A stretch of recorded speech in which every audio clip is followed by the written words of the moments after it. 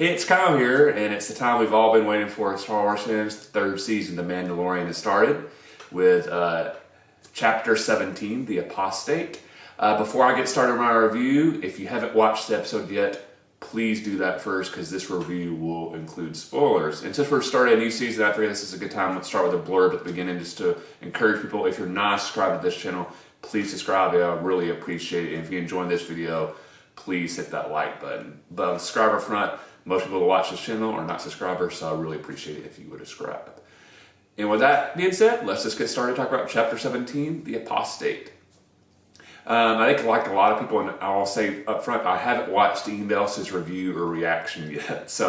But I'm guessing a lot of people maybe had the same thought I had when it first started, that we were getting a flashback of Din getting his first Mandalorian helmet, with the kind of ceremony with the armor and the rest of the Mandalorians and their group. Really fooled me. Never at any point did I think like, oh, this is current day. Throughout I was thinking like, oh, this is just kind of somewhat another flashback for Din, as we kind of see his journey of becoming a Mandalorian, taking the creed. And now I think a lot of people expect this season for him to, a lot of it's going to deal with what it means to be a Mandalorian. But then we find out that's not true. At least I found out that's true. I'm not sure if I'm the only person that got fooled that way, but as that huge beast from the water is attacking all the Mandalorians, our Mandalorian Din Djarin comes with his awesome ship and Grogu and helps slay the beast to save the rest of the Mandalorians. Now, this does bring up a couple of questions for me. One, who are all these other Mandalorians? Were these all members of the Children of the Watch who are just scattered into other groups and now been kind of regathered in this new home? Or are these all new recruits who have been brought in? I'm kind of guessing they were existing members, because at least so far, we haven't really seen adults being brought in as Mandalorians. It seems something either you're born into or you're brought in as a kid, as a foundling. But then there is a kid there, so and that kid's clearly taking the creed. So where did that kid come from? Some way it seems like the Children of the Watch are somewhat of on a recruiting drive, and perhaps we'll learn more about that as that goes on. I'm assuming we will, because it definitely seemed to set up that we'll be seeing more of the armor. And I'm assuming if we're going to see more of the armor, we're going to see more of this group and kind of learn more about it. Obviously, the armor reaffirms what she's told Din in the past. You have to go to Mandalore to be forgiven, and that's not possible. But Din's not willing to give up, and basically gets her to agree that if he is able to go there and find these sacred waters in the mines on the planet Mandalore, he can be forgiven of his sins and become a Mandalorian again, at least in the eyes of the Children of the Watch. So that gets started with our journey for Chapter 17. We head back to Navarro. It's flourishing cities, looking amazing. It does make you wonder how much time has passed. I know they've been purposely kind of vague with that, but as much revitalization has taken place in Navarro. Clearly, there's been a lot of time since we last saw it in Season 2. So I'd be kind of curious at some point if they do nail down more of a firmer timeline. I'm sure if they ever will, especially while the series is going on. But clearly, a lot of time has passed since we've last been to Navarro.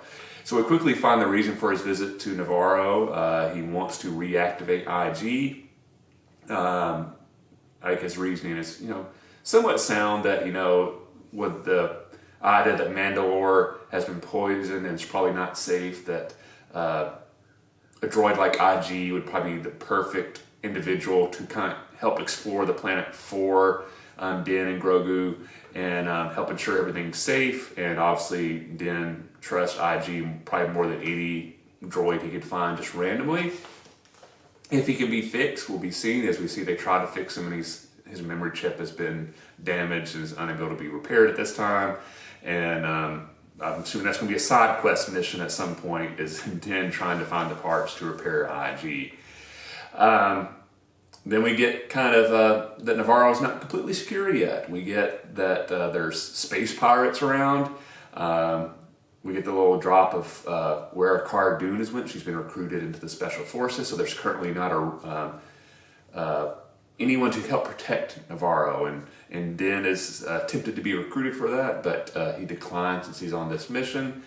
And I have a feeling that's going to come back and bite him, because usually in the past, Din has always kind of stayed to make sure like his community and his friends are safe. But even if he's leaving Navarro, his ship is attacked by other space pirates. He's able to successfully fend them off and destroy most of them. But then we get to see the parent ship, or the main ship of this pirate king who is in the Navarro region. So I have a feeling at some point in this season, Navarro is going to be attacked by the pirates, and Din is going to have to come to grips with that. The fact he kind of didn't stick around and help Navarro. Hopefully things are not too bad in Navarro when that does happen, but I have a feeling that's definitely going to happen. Then it kind of threw me off. I thought after we left Navarro, he was going straight into the droid hunt and looking for parts for IG, but instead we go to see Bo-Katan, and that was awesome. That planet, I really love that design.